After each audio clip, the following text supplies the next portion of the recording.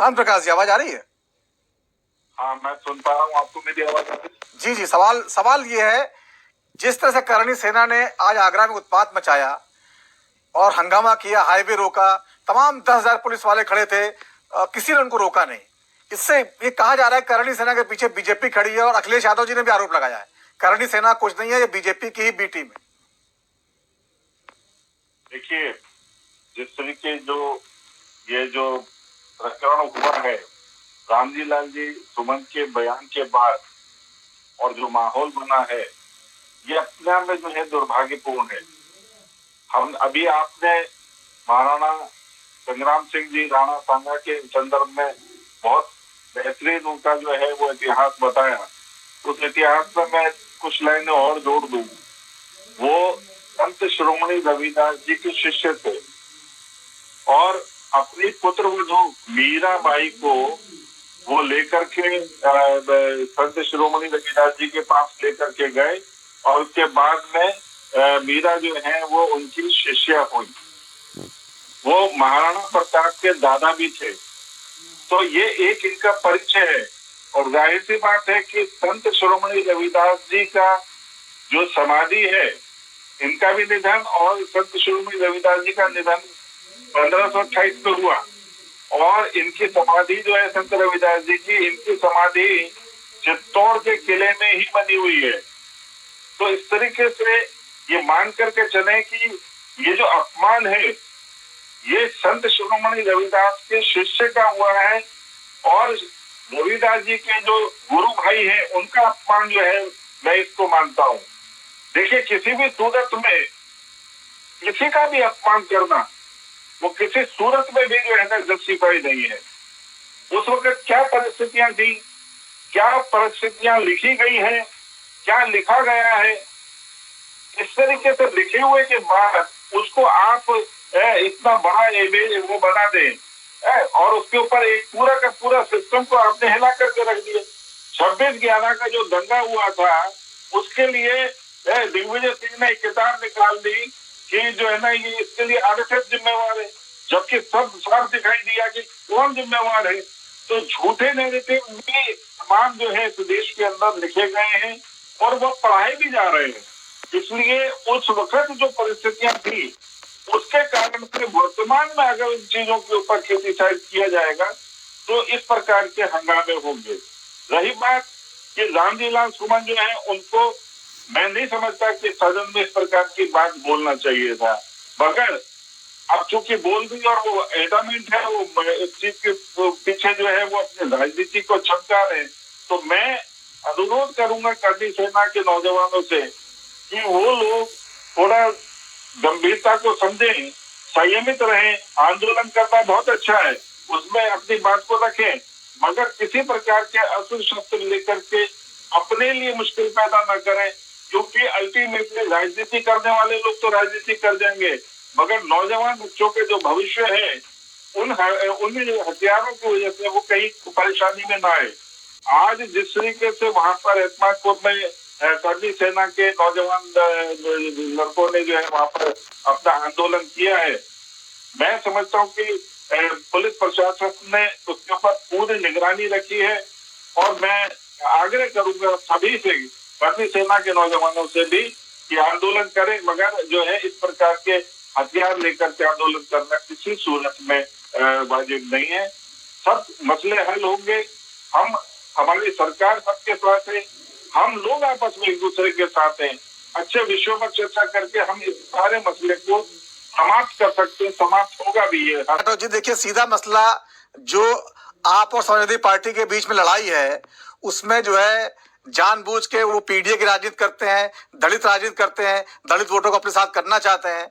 और दलित वोटों को जिस तरह से उन्होंने दलित खतरे में है, संविधान खतरे में है, दलित आरक्षण खतरे में कह के लोकसभा चुनाव में आपको यूपी में हरा दिया था, 37 सीटें जीत ली थी, उससे आप डरे हुए हैं। और वही प्रयोग एक बार फिर अखिलेश जी करना चाह रहे हैं, उसी के तहत सुमन जी का इस्तेमाल किया गया है। अब सुमन जी बेचारे क्या कहें, अगर पार्टी कहेगी तो करना पड़ेगा। अब आप लोग सुमन जी से क्यों नाराज हैं? मैं आपकी बात से बिल्कुल सहमत हूँ।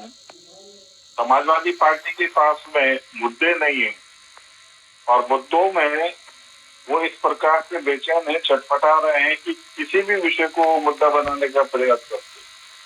पीछे इन्होंने रामचरित मानस पर स्वामी प्रसाद मौर्य जी से तमाम बातें कहलवाई और उस पर तमाम चर्चाएं हुई। उनको ये लग रहा था कि शायद मुस्लिम वर्ग जो है इस प्रकार के जो टिप्पणियों से, इस प्रकार के बयानबाजियों से खुश होगा। आपने उसका परिणाम देख लिया। इनको झूठा नैरेटिव चलाना पड़ा। आज स्वामी प्रसाद मौर्य कहीं दूर दूर तक नजर नहीं आ रहे। ठीक इसी तरीके से रामजी लाल जी सुमन, इनके नाम में राम है और राम भक्त रविदास जी को, उनके भक्त को जिस तरीके से इन्होंने किसी फर्जी किताब में जो कुछ बातें लिखी हुई है उसके आधार पर सदन में तमाम तरीके की बातें कही। मैंने अभी पीछे कहा ना कि तमाम बातें लिखी हुई हैं। 500 साल 600 साल के बाद में इतिहास जो है वो केवल एक दृष्टि से नहीं देखा जाता, उसे देखने की कई दृष्टियां हैं। तो आप उसको लेकर के विवादित बात कहेंगे तो कहीं ना कहीं लोगों का मन जो है वो दुखी होता है। और इतने वरिष्ठ नेता हैं समाजवादी पार्टी के रामजी लाल सुमन जी, उनको इस चीज को समझना चाहिए कि इससे कितनी भावनाएं आहत होंगी, मगर वो जानते थे कि ये भावनाएं ही तो मुझे आहत करनी है। और वो भावनाएं उन्होंने आहत करके आज जिस तरीके का माहौल बनाने की वो कोशिश कर रहे हैं, वो ठीक है। उनका जो बयान है वो एक्सपोज कर दिया गया है पार्लियामेंट की कार्रवाई में से, मगर वो लोगों के जहन में जिस तरीके से बैठ गया वो इतनी आराम से एक्सपोज नहीं हो रहा और उस पर लोग अपनी अपनी तरफ से जो है ना प्रतिक्रिया दे रहे हैं। तो जब माहौल खराब हो रहा है तो आपका एक नैतिक फर्ज बनता है कि भैया आपस में समन्वय के साथ रहो, मगर आप उस पर किसी प्रकार से भी एडमेंट है उसको आप नॉर्मल करना नहीं चाहते। इसका मतलब यही तो चाहते हैं कि कहीं ना कहीं आपस में विद्वेष बढ़े और जो है वो झगड़े में तब्दील हो, दंगे में तब्दील हो, और इतनी आसानी से हम होने नहीं देंगे। योगी की सरकार है उत्तर प्रदेश में, सब दंगाइयों पर भी नजर है और जो लोग नियम तोड़ करके काम कर रहे हैं उन पर भी नजर है, सब पर कार्रवाई होगी। और इसलिए नौजवानों से मेरा आग्रह है कि भावनाओं में बह करके कोई ऐसा कदम ना उठाए कि काफी लंबा समय तक जो है न्याय प्रक्रिया में फंसे। ठीक है, जो कि उनको स्वाद लग चुका है लोकसभा चुनाव में। ये आपके लिए भी बड़ी चुनौती है क्योंकि दलित समाज का जो है भरोसा अभी भी बीजेपी जीत नहीं पाई पूरी तरह। देखिए, मैं एक बात कहूंगा बहुत स्पष्ट रूप से कि हम राजनीति जो कर रहे हैं वो विकास और डेवलपमेंट को लेकर के बातें की, अंग्रेजी में डेवलपमेंट, हिंदी में विकास, हम इसको लेकर के कर रहे हैं। और इसमें सभी की चिंता, इसमें चाहे अनुसूचित जाति का वर्ग हो, चाहे गैर अनुसूचित जाति का, चाहे वो सीधे तौर पर हिंदू हो या गैर हिंदू हो, सबको उसका लाभ मिले। मगर शॉर्टकट करने की जो आदत है वो इंडिया अलायंस के जो घटक हैं उनकी है और इस कारण से जो है ये अलग अलग तरीके से पैंतरेबाजी करते हैं। अगर आपने कल राहुल जी का बयान सुना हो जो इन्होंने गुजरात में दिया, उसमें आप कहीं पर भी डेवलपमेंट की बात ही नहीं सुन सकते, केवल जाति जाति जाति। ये पूरी तरीके से एक नैरेटिव बना हुआ कि पूरे सिस्टम को जाति के आधार पर बांट दो और हिंदू को तो इस कदर नफरत करना कि किसी भी तरीके से हिंदू शब्द ना निकल जाए मुंह से, भारत माता की जय मुंह से ना निकल जाए। इस प्रकार से एक पूरा का पूरा ये जो है ना इंडिया अलायंस जो है वो इनके भाषण सुनो, मैं इनके भाषणों को बहुत गौर से सुनता हूँ कि कहीं से भी ये गलती से जो है भारत के प्रति, राष्ट्र के प्रति जो है समर्पण भाव नहीं दिखाते, हिंदू धर्म के प्रति भी समर्पण भाव इनका नहीं रहता, हर वक्त गलत बोलना। क्यों, आखिर क्या कारण है, कितने हाथों में खेल रहे हैं? ऐसी बात है उन हाथों में खेल रहे जिन्होंने अब इनको पैसा देना कर दिया बंद। और इस कारण से ये शॉर्टकट लगाने के लिए इस प्रकार के नैरेटिव सोच करने के प्रयास कर रहे हैं। जनता को दिखाई भी दे रहा है। मगर अभी दीक्षित जी ने एक बात कही कि हमारा नौजवान जो है आज जो सुन लेगा वो उसके दिमाग से इतना आसानी से जाएगा नहीं। देखिए नौजवान कच्चे घड़े के समान है, उस पर यदि लकीर बना दी तो वो अमिट हो जाती है। तो इसलिए इस वक्त में एक सांसद ने और एक वरिष्ठ सांसद ने जो शब्द कहे वो उस वर्ग समाज और उस वर्ग के जो नौजवान पीढ़ी है उनके ध्यान में बहुत बुरी तरीके से बैठ जाता है कि सही वाकई में जो है राणा सांगा का जो इतिहास है वो इस प्रकार का रहा होगा। हम जिस तरीके से मुगलों के इतिहास को आज तक जो है बड़ा गौरवशाली मानते रहे हमने भी वही पढ़ा था, मगर जब उसकी सच्चाइयां पढ़नी शुरू करी, उसका दूसरा पक्ष दिखाई देना शुरू किया, तो वो चीजें समझ में आ गई कि ये तो इतना बड़ा जो है ना षड्यंत्र देश के अंदर चल रहा है, पूरे इतिहास को ही बदल करके रख दिया। तो सही मायने में ये इस प्रकार की जो घटनाएं होती हैं ये नौजवानों के जहन पर बहुत बड़ा असर डालती है। और बात हम हर वक्त वोट की करने से कोई फायदा नहीं है। वोट तो जहां डलता है वैसा वहां पे डलना ही है। शेड्यूल कास्ट बढ़ जाएगा या घट जाएगा, बहुत ज्यादा गंभीर परिणाम नहीं निकलते। आज जो जनता जो वोट दे रही है वो डेवलपमेंट को दे रही है। आपने जिस तरीके से उपचुनाव में उत्तर प्रदेश के उपचुनाव में देखा कि 10 में से 8 सीटें भाजपा को मिली और वो तमाम सीटें मिली जो ये अपनी बपौती मानते थे। 65% सीटें केवल मुस्लिम समाज की थी, वहां पर हमें जो है ना इतनी बेहतरीन जीत मिली।